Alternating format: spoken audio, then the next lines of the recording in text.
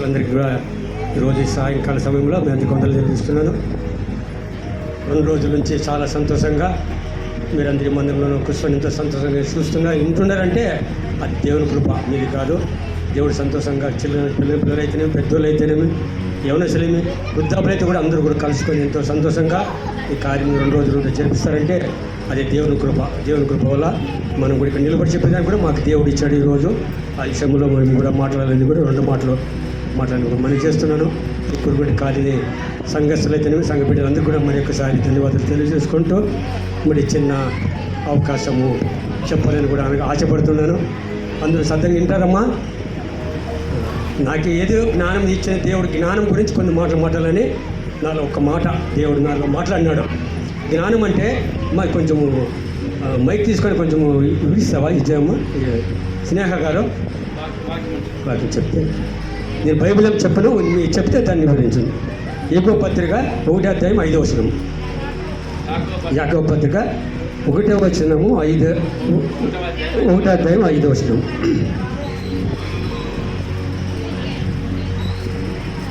హల్లెలూయా. చిన్నమ్మా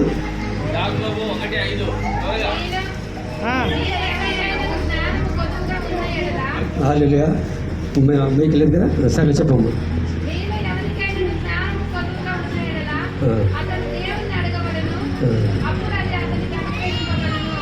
హల్లెలూయా. చాలమ్మా, అది 2 మాటలు మాత్రం దాంట్లో చాలు. ఇప్పుడు జ్ఞానం కావాలంటే మనం ఏం చేయాలా? దేవుణ్ణి అడగాల. ఎక్కడ ఏంటికి అడగాల? దేవుణ్ణి ఏదానికి అడగాల? పిల్లల చదువులో కానీ, కుటుంబంలో పోషించుకోవడానికి కానీ, మన పొలంలో కానీ, మన వ్యాపారం కానీ జ్ఞానం ఉంటే చాలా సంపాదన చేసుకోవచ్చు అన్నమాట. జ్ఞానస్తుడు జ్ఞానం లేకుండా ఏం చేస్తాడంటే పాడు చేసుకొని వస్తాడు. ఎక్కడ? తాగి తందనలాడి కుటుంబంలోకి వచ్చి భార్య పిల్లలతో చాలా గొడవలు పడుతున్నాడు. ఎవరు? జ్ఞానం లేకున్నాడు. జ్ఞానమైన ఏం చేస్తాడు? సంపాదన తీసుకుని వచ్చి కుటుంబాన్ని బాగా పోషించుకుంటున్నాడు, భార్యను పిల్లలని. అది జ్ఞానం అనేది దేవుని వల్ల వచ్చినది. అది ఎవరి నుండి కాదు, దేవుని వల్ల జ్ఞానము. సాయంకాల సమయంలో ప్రతి కుటుంబంలో ఏం చేయాలంటే, జ్ఞానం కావాలంటే ఏం చేయాలా? మత్తయి సువార్త 6వ అధ్యాయం 6వ వచనం ఒక మాట చూడమ్మా. మత్తయి సువార్త 6వ అధ్యాయం 6వ వచనంలో. హల్లెలూయా. దొరికిందమ్మా.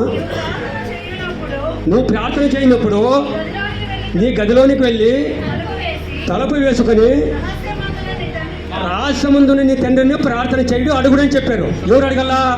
నీ కుటుంబంలో అందరూ సాయంకాలం పొలం పోయి వచ్చిన తర్వాత, ఉద్యోగం పోయి వచ్చిన తర్వాత, వ్యాపారం పోయి వచ్చిన తర్వాత ఏం చేయాలా? భార్యలు గుణవంతరాలు అయితే అందరూ కూర్చోబెట్టుకొని, భార్య పిల్లలు కూర్చోబెట్టుకొని ఏం చేస్తుంది? గదిలోనికి వెళ్ళి తలుపు వేసుకొని, నా కుటుంబంలో బాగుపడాలా, నా పిల్లలు బాగుపడాలా, నా పిల్లలు బాగా చదువులో ఉండాలా, నా పిల్లలు ఐక్యత చదవాలా, మంచి మార్కులు తేవాలని చెప్పి మంచి తెలివిగల ఒక భార్య ఏం చేస్తుందంటే, ఆయన ఏం చేస్తుందంటే మంచి ప్రార్థన పూర్వాలుగా ఉంటుంది. ఎక్కడ? గదిలోనికి వెళ్ళి తలుపు వేసుకొని అమ్మాయి ప్రార్థన చేస్తుంది అనమాట. ఆ ప్రార్థన ఎక్కడ ముడుతుంది? దేవుడిని మీ ప్రార్థన ప్రతిఫలం ఇస్తాడనమాట. ప్రతిఫలం ఎవరికి కావాలా? ప్రార్థన వల్ల ప్రతిఫలం. అలాగనే అమ్మ ప్రతి ఒక్కరు కూడా ఎక్కడ చూస్తే కాదు, అది చెప్పిన మాటలు కొంచెము గ్రహించాలని కూడా మనం చేస్తున్నాను. ఈ ప్రార్థన వల్ల ఈ జ్ఞానం అనేది ఇలాంటిగా ఉంటుందంటే, ఒకసారి సామెతల గ్రంథము 14:1 చూడమ్మా. చాలు. దానవంతులు తన ఇల్లు కట్టను. చాలమ్మా. జ్ఞానవంతులు ఎవరు? జ్ఞానం ఏంటి కడుతుంది? జ్ఞానవంతులు తన ఇల్లు కడుతుందంట. 3 నెలలు దాని ఇల్లు కూడా పెడుతుంది. జ్ఞానం కావాలి, ప్రతి ఒక్క దానికి జ్ఞానం కావాలి. అవునా? జ్ఞానం ఉంటే ఏ దాంట్లో కూడా పోషించుకోవడానికి ప్రతి స్త్రీ జ్ఞానవంతురాలు దాని ఇల్లు ఎట్లా కట్టుకుంటుందంటే, ఏదో కానీ డబ్బు విషయంలో కానీ, దాని విషయంలో కానీ ప్రతి ఒక్క దాంట్లో కుటుంబంలో బాగా కట్టుకుంటుంది అనమాట. జ్ఞానం లేకుండా అమ్మాయి ఏం చేస్తుంది?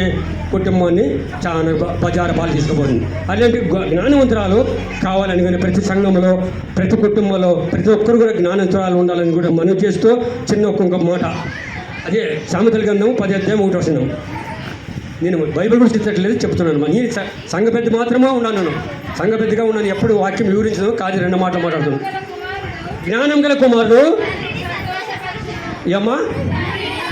జ్ఞానం గల కుమారుడు తల్లిని సంతోషపరచను, తండ్రిని సంతోషపరచను. బుద్ధి లేని కుమారుడు తండ్రిని తల్లిని దుఃఖపరచాడంట. ఎవరమ్మా? జ్ఞానం ఉంటే వచ్చామా? ఫస్ట్గా జ్ఞానం గల కుమారుడు తల్లిని తండ్రిని సంతోషపడతాడంట. సాయంకాలమును అమ్మ భోజనం చేసినావా? భార్యని పిలిచి మా అమ్మకి అన్నం పెట్టినావా? మా అమ్మకి నీళ్ళు ఇచ్చినావా? మా అమ్మకి స్నానం చేపించినావా? జ్ఞానం గల కుమారుడు తల్లిదండ్రులు సంతోషపడతాడంట. బుద్ధి లేని కుమారుడు ఏం చేస్తాడు? అమ్మా తల్లిదండ్రికి దుఃఖం పుడుతుందంట. దుఃఖం పుట్టాలా సంతోషపరచాలా? సంతోషపరచబడితే కుమారుడు తల్లిదండ్రిని ఇంకా ఆశీర్వదిస్తాడు. తల్లిదండ్రులు ఏం చేస్తారంటే అబ్బా నువ్వు ఇంకా బాగుపడు, నువ్వు ఇంకా సంతోషించు, నువ్వు ఇంకా అభివృద్ధి చెయ్యి, నీకు ఇంకా విస్తరించింది ఫలింపజేయని చెప్పి తల్లిదండ్రులు ఏం చేస్తారు? ఆశీర్వదిస్తారు. అలాగా జ్ఞానం మాటలు మాత్రం 2 మాటలు మాట్లాడాను కదా. జ్ఞానం ఎవరికి కావాలంటే చిన్నపిల్లలు చదువులా కూడా మంచి జ్ఞానవస్త్రాలు అయితే మంచి మార్కులు తెచ్చుకొని మంచి ఏం చేస్తారు? అభివృద్ధి అయ్యి వాళ్ళు ఏం చేస్తారు? ఉద్యోగాలు పోతారు. జ్ఞానం లేకుండా ఏం చేస్తాడు? మార్కులు లేక వెనక్కి వచ్చేస్తాడు. వాడు ఏం చేస్తాడు? మళ్ళీ కట్టుకొని ఏం చేస్తాడంటే వాడు అభివృద్ధి కాడు. అదే ప్రతి ఒక్కరు కూడా జ్ఞానంతో మన కురుగుట్టు కాలినోటు స్త్రీలు అయితేనేమో పురుషులు అయితే అందరూ కూడా జ్ఞానంగా ఉంటారని కూడా నేను మనవి చేస్తున్నాను. ఈ 2 మాటలు అమ్మ ప్రతి ఒక్కరు జ్ఞానంగా కుటుంబంలో కానీ చిన్న పిల్లలకైతేనేమో ఎవరైతేనేమో ఇంతవరకు 2 రోజుల నుండి మన దైవశాఖలు కూడా మంచి మంచి మాటలు వివరించారు. అది మనం అందరూ కూడా విన్నాము. కాబట్టి నాకు తెలిసిన మాత్రం 2 మాటలు మాట్లాడేందుకు ప్రతి ఒక్కరు కూడా జ్ఞానంతో కుటుంబాలను పోషించుకోవాలని, పిల్లల్ని బాగా చదివించాలని, తల్లిదండ్రులను బాగా పోషించాలని, ఆ జ్ఞానవంతులుగా ఇల్లు కట్టాలని ఈ 3 మాటలు కాక బాగా గుర్తించుకోండి. మీరు బాగా గుర్తించుకుంటే మీరు ఎప్పుడు కూడా కుటుంబంలో చల్లగా ఎచ్చగా ఉంటారని కూడా నేను మనవి చేస్తున్నాను. ఈ విషయంలో కానీ గొడవ పడకుండా భూత మాటలు మాట్లాడకుండా కుటుంబంలో నెమ్మదిగా సాయంకాల సమయంలో కుటుంబంలో ప్రార్థన చేసుకొని అభివృద్ధి అయ్యి బాగా కుటుంబాలను ఇంకా విస్తరించి ఫలింపజేయాలని కూడా నేను మనవి చేస్తూ ఈ మాటలు మాకు దేవుడు దీవించనుగాక. ఆమేన్. హల్లెలూయా. దేవునికి మహిమ కలంగాక. నీ వంటి వారు ఎవరు, నీ వంటి వారు లేరు, మహోన్నతుడా అద్భుతాలు చేయువాడా, నీ వంటి వారు ఎవరు, నీ వంటి వారు లేరు. అందరి చెప్తామా? మహోన్నతుడా అద్భుతాలు చేయువాడా, నీ వంటి వారు ఎవరు, నీ వంటి వారు లేరు. మహిమకు పాత్రుడా, ఘనతకు అర్హుడా, మా చేతులెత్తి నిన్నారాధితుము.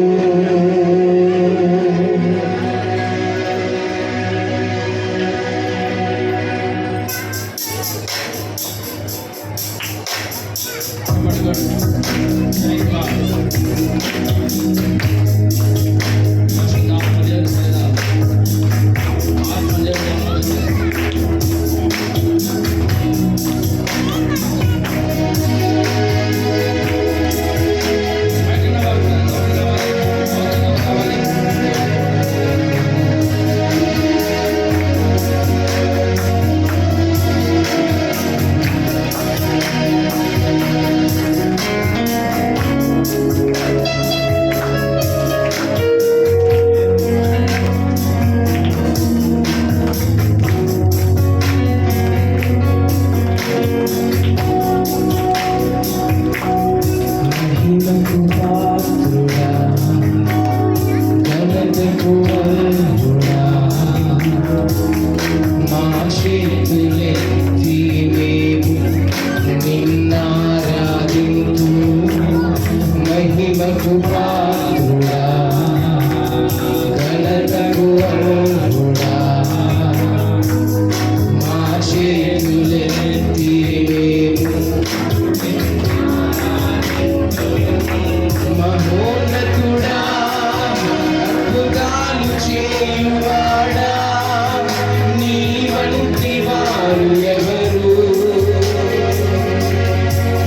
నీ వంటి వారు లేరు. మహోన్నతుడా అద్భుతాలు చేయువాడా, నీ వంటి వారు ఎవరు,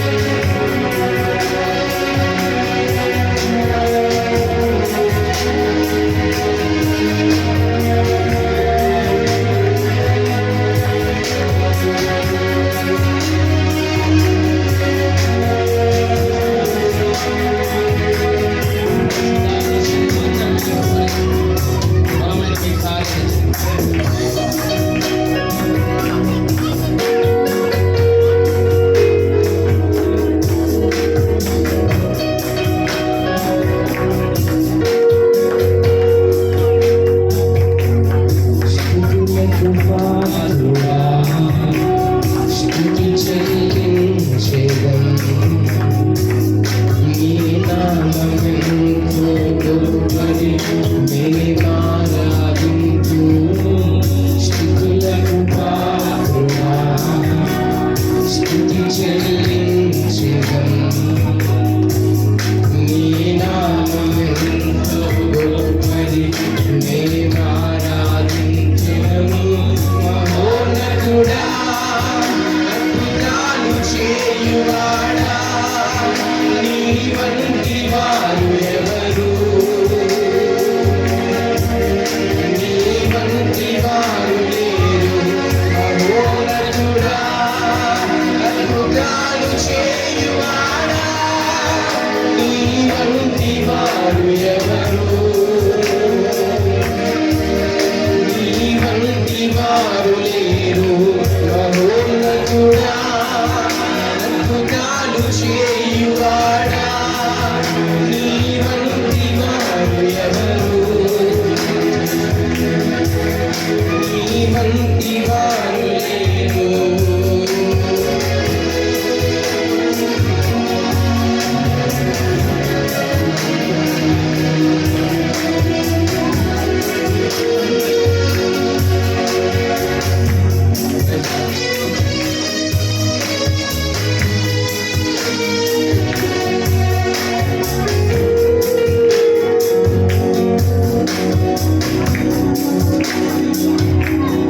అద్వితీయ దేవుడా ఆది సంభూతుడా మాటలను జోడించి మేము మహిమపరచెదం అద్వితీయ దేవుడా ఆది సంభూతుడా మాటలను జోడించి మేము మహిమపరచెదము మహోన్నతుడా అద్భుతాలు చేయువాడా నీ వంటి వారు ఎవరు నీ వంటి వారు లేరు మహోన్నతుడా అద్భుతాలు చేయువాడా నీ వంటి వారు ఎవరు నీ వంటి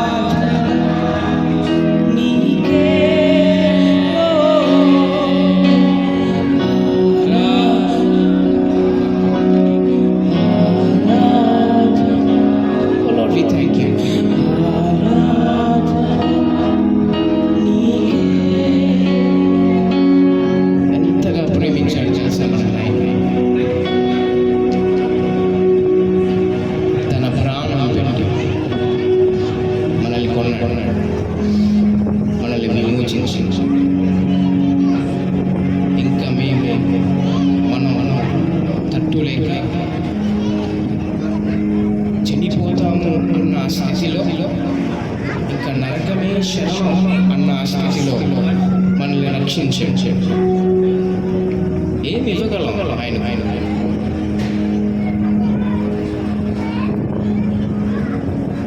అందుకే మనసారి చివరిసారిగా పడదాం కదా.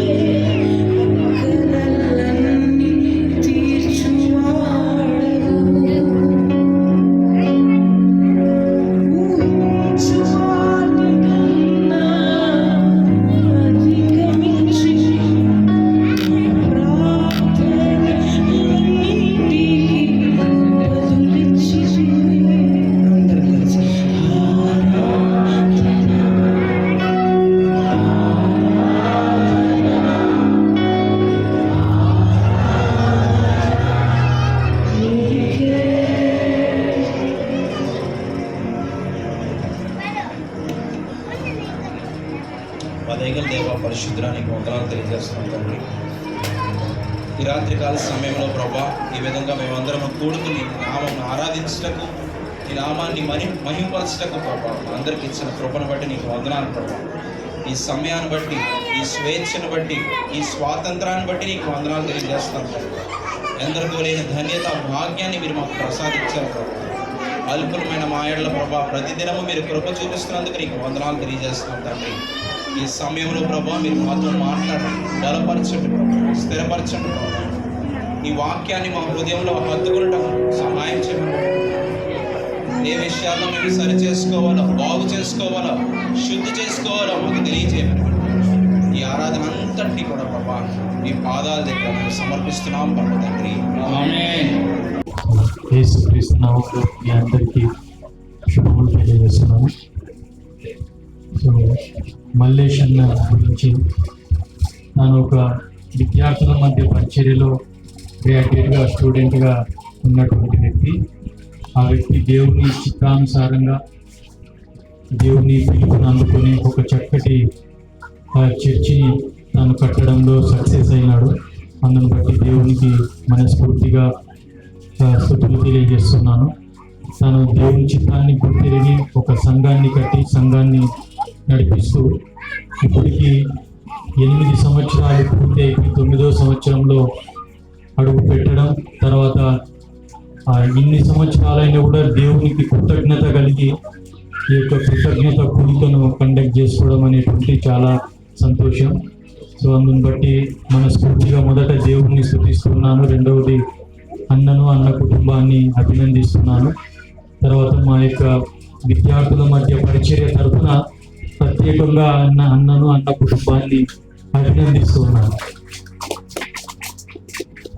తాను అంటే రాబోయే కాలంలో చర్చి విధులను, చర్చి యొక్క కర్తవ్యాన్ని తప్పకుండా సక్రమంగా నిర్వర్తిస్తాడని నమ్ముతూ ఇంతకు ముగిస్తున్నాను.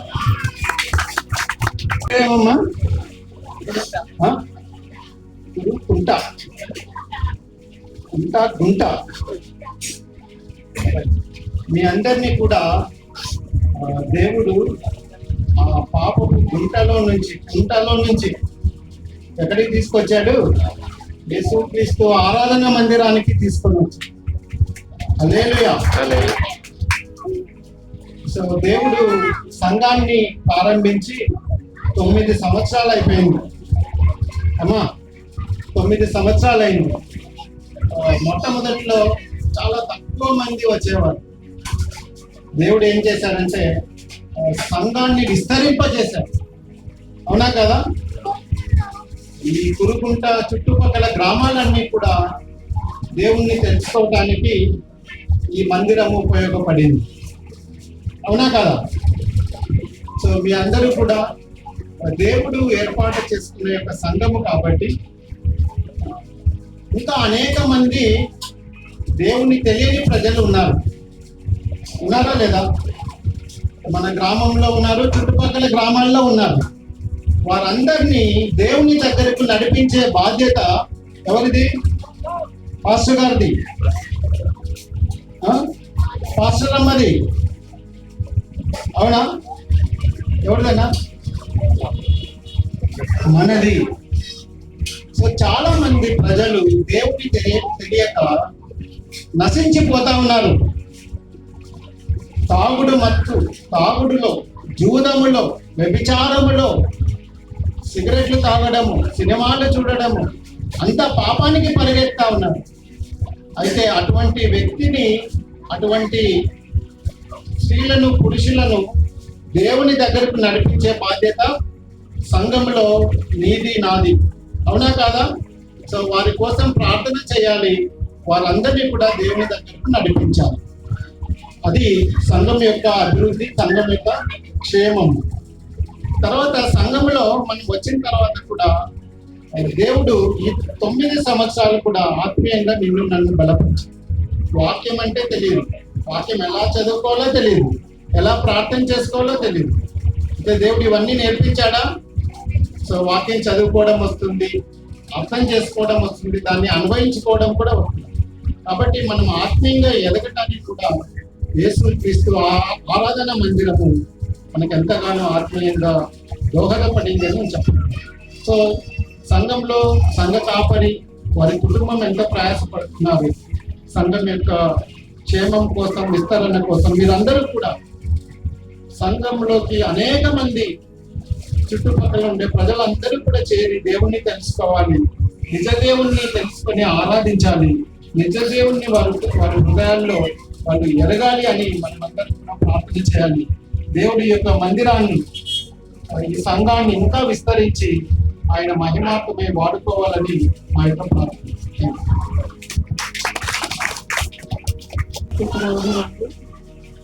మీ అందరినీ చూస్తుంటే చాలా సంతోషంగా ఉంది.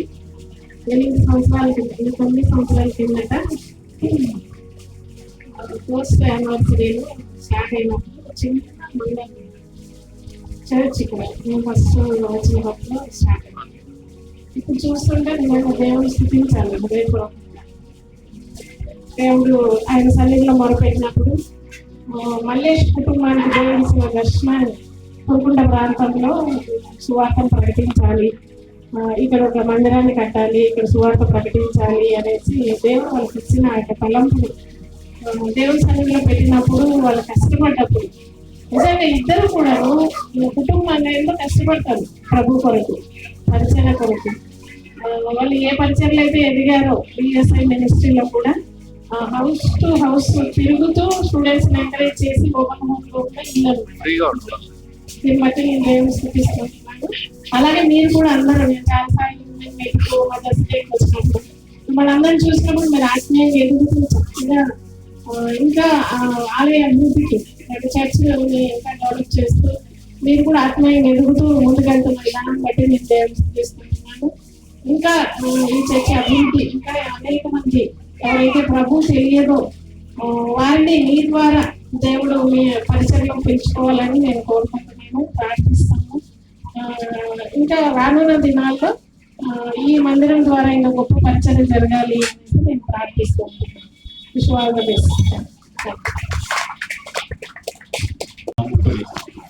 ఎంతో నమ్మకంగా తన కాలేజ్ స్టడీస్లో ప్రభు కొరకే జీవిస్తున్న తరుణం నుండి మాకు పరిచయస్తుంది. సో ఇలాగ ప్రభు కృపను బట్టి ఈ 9వ చర్చ యానివర్సరీ జరుపుకోవడానికి దేవుడు ఇచ్చిన ప్రతి విధమైన దీవెన ఆశీర్వాదాన్ని బట్టి నేను మీకు అందరికీ వందనాలు తెలియజేస్తున్నాను. చక్కటి పరిచయం. ప్రత్యేకంగా ఈ నెల నాకు ఫోన్ చేస్తారు తమ్ముడు. ఫోన్ చేసి అన్న మీ ప్రేయర్ పాయింట్స్ పంపించేద్దాం అంటారు. సో నేను అన్నకు పంపిస్తాను నా ప్రేయర్ పాయింట్స్. తర్వాత మీరు కూడా మేము ఇది నిజంగా ప్రభుత్వం చూపిస్తున్నాం. నిజంగా ఇటువంటి ప్రార్థించే సంఘ కాపులు, సంఘ సభ్యుల కొరకైతేనేమి, మిత్రుల కొరకైతేనేమి, ప్రార్థించే చక్కటి సంఘాన్ని దేవుడు వారికి ఇచ్చిన దేవుడు తెలియజేసుకుంటున్నాను. చక్కటి ఆత్మీయ సహవాసం మిమ్మల్ని ప్రభువులు విశ్వాసంలో మరింత స్థిరంగా బలపరుచున్న విధానాన్ని బట్టి కూడా పార్టీ గారి కుటుంబానికి వందనాలు తెలియజేసుకుంటున్నాను. సో మరిన్ని రానున్న దినాల్లో మరిన్ని ఆత్మలు ఇక్కడ చేర్చబడి ప్రభుత్వం చూపించలాగున ప్రార్థన చేద్దాం. మీరు కూడా పొరుగు వారిని కూడా ఈ సమయ కార్యక్రమాలకు వారికి కూడా ఆహ్వానించండి. సో వారు కూడా ప్రభుత్వం తెలుసుకుని మంచి మార్గంలో వారు జీవించడానికి అవకాశం. సో మరొకసారి ప్రతాపయ్య గారికి, అదేవిధంగా మల్లేష్ అయ్య గారికి ప్రత్యేక ధన్యవాదాలు. నిజంగా వారు ఇలా సో వారు చిన్న యోగన దశలోనే వారు ప్రభువును అంటి పెట్టుకుని జీవించిన వ్యక్తులు. ఇప్పటి వరకు వారు మనకు సజీవ సాక్షులుగా ఉంటూ అనేక ప్రతికూల పరిస్థితుల్లో కూడా దేవుడి కొరకు నమ్మకంగా జీవించిన వ్యక్తులు.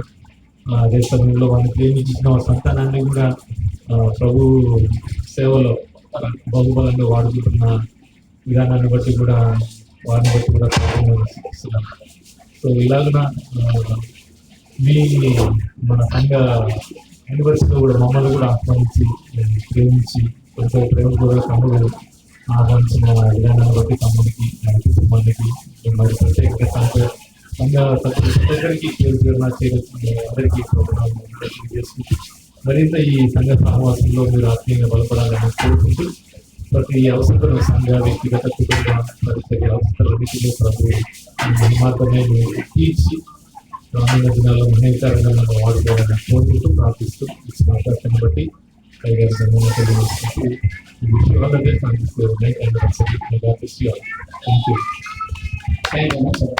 విజయశీలుడా నా ప్రాణనాథుడా పునరుత్థానుడా విజయశీలుడా నా ప్రాణనాథుడా నా ప్రతి అవసరము తీర్చినటి యేసునాథుడా నా అపజయములలో జయమునిచ్చిన కరుణాశీలుడా నా ప్రతి అవసరము తీర్చినటి యేసునాథుడా నా అపజయములలో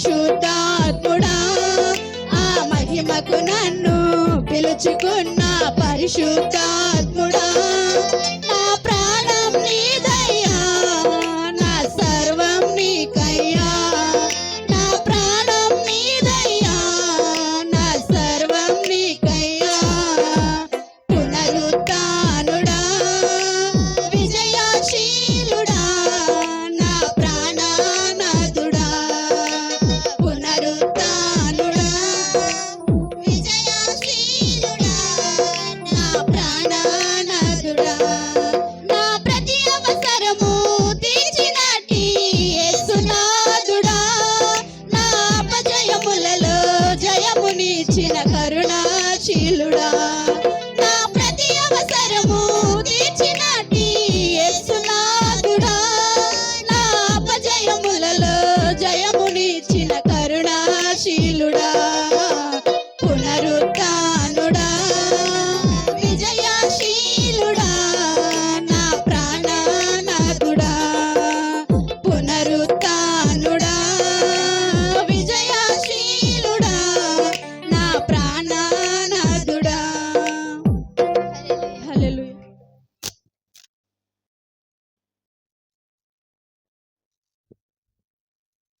యేసయ్యా నీవు నాలోనే ఉన్నావయ్యా నాకు దిగులేలా నా మెస్సయ్యా నీవు నా తోడు ఉన్నావయ్యా నాకు భయమేలా నా యేసయ్యా నీవు నాలోనే ఉన్నావయ్యా నాకు దిగులేలా నా మెస్సయ్యా నాకు భయమేలా నాకు దిగులేలా నాకు చింతేలా నాకు భీతియేలా నీవు నా తోడు ఉన్నావయ్యా నాకు భయమేలా నా యేసయ్యా నీవు నాలోనే ఉన్నావయ్యా నాకు దిగులేలా నా మెస్సయ్యా కష్టములో నష్టములో నా తోడు ఉన్నావు వేదనలో నా చెంత ఉన్నావు కష్టములో నష్టములో నా తోడు ఉన్నావు వేదనలో నా చెంత ఉన్నావు అడిగిన వారికి ఇచ్చేవాడవు వెతికిన వారికి దొరికేవాడవు అడిగిన వారికి ఇచ్చేవాడవు వెతికిన వారికి దొరికేవాడవు తట్టిన వారికి తలుపులు తెరిచే దేవుడవు తట్టిన వారికి తలుపులు తెరిచే దేవుడవు దేవా దేవా నీకే స్తోత్రం దేవా దేవా నీకే స్తోత్రం దేవా దేవా నీకే స్తోత్రం దేవా దేవా నీకే స్తోత్రం నీవు నా తోడు ఉన్నావయ్యా నాకు భయమేలా నా యేసయ్యా నీవు నాలోనే ఉన్నావయ్యా నాకు దిగులేలా నా మెస్సయ్యా వ్యాధులలో బాధలలో ఊరటనిచ్చావు రక్షణలో సంరక్షకుడై ధైర్యము పంచావు వ్యాధులలో బాధలలో ఊరటనిచ్చావు రక్షణలో సంరక్షకుడై ధైర్యము పంచావు నేనే సత్యం అన్న దేవా నేనే మార్గం అన్న దేవా నేనే సత్యం అన్న దేవా నేనే మార్గం అన్న దేవా